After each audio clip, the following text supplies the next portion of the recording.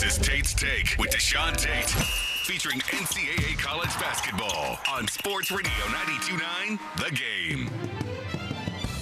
All right, let's talk some college hoops here on Sports Radio 92.9 The Game. And joining us in studio is our man, DeShaun Tate. You can follow him on Twitter at Tate's Take Sports, all right? He does a lot of stuff here around the station, but he is our big college basketball analyst. First question, how you feeling, buddy boy? We ran it pretty hard the other night as we went out for some fellowship. And, again, you weigh about 1/3 of me, and you try to go beverage for beverage. And I give you credit. Yeah, I usually try and hold my own. Of course, that's really, really hard to do. Just in case, for the listeners out there who have no idea, it's a party, man. It's every bit of advertised, trust me. But I'm good, man. It's March. It is March, man, and that means March Madness. Tomorrow night, number 8, North Carolina takes on number 17, Duke. They meet again. What happens in this contest this time around? Is Allen going to trip somebody?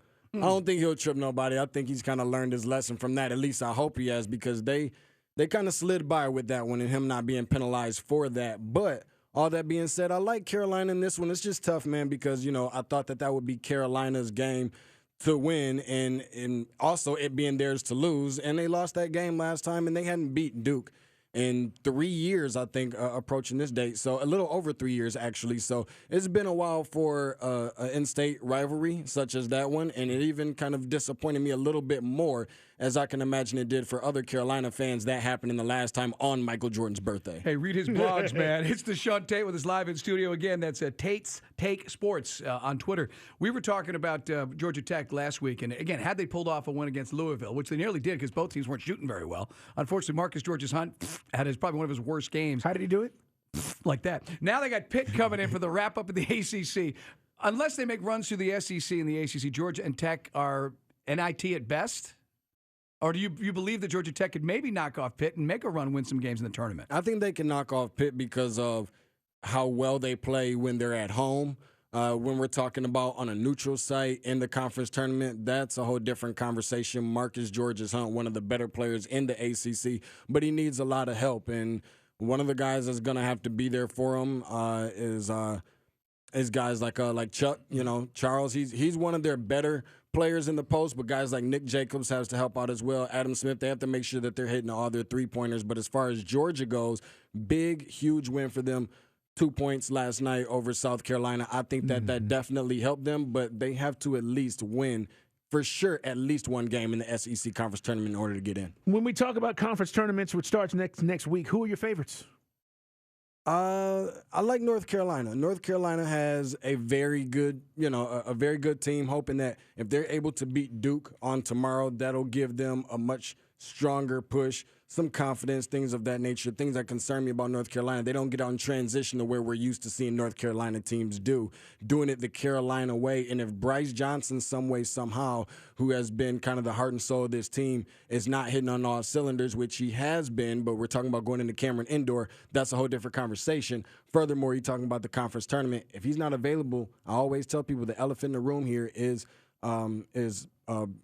Marcus Page, obviously, right. And from a coaching standpoint, where you have Coach Williams, I don't know. It's going to be really, really good to see. It is going to be a wide-open tournament. We know that. We know the heavy hitters. Kansas obviously going to be the number one overall if they keep on doing their thing. But then we had Clark Kellogg on last week, and this is music to his ears, Carl, because our man DeShaun is a big Spartan fan. Is this a good year for Michigan State?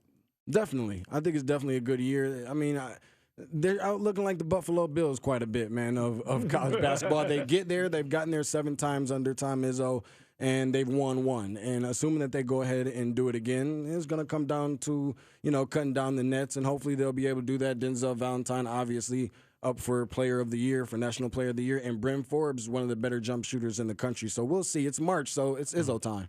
With that said, who's your player of the year, man? I mean, it is March time. Who's proven it to you throughout the course and been of the season and been most consistent? I think it's Buddy Hield. I was concerned about Buddy Hield kind of being run into the ground a little bit from Oklahoma, and He's an outstanding jump shooter. He's an outstanding scorer, period. He gets a lot of credit because of his jump shooting abilities, but because he can also penetrate, take it to the basket. They're going to need some help in the front court with Ryan Spangler, one of their more experienced guys that are in the front court. But guys like Isaiah Cousins, other jump shooters that they have on that team can actually help him out and assisting him with winning that award. But from a team standpoint, obviously, I think Denzel Valentine is actually the runner-up. But here, I got to put it on the guy that all the weight is on his shoulders. That's Buddy Hield. It's our man, DeShaun Tate, talking some college hoops. And again, we'll be looking forward to the road to Houston. And as we said, a mid-major. Georgia State got a shot? No, I wouldn't say. They got to win. They got to win the tournament. I don't want to be that guy. Of course, they have to win the conference tournament. I think that it can be done, but they got a team that's out there in the Sun Belt as well.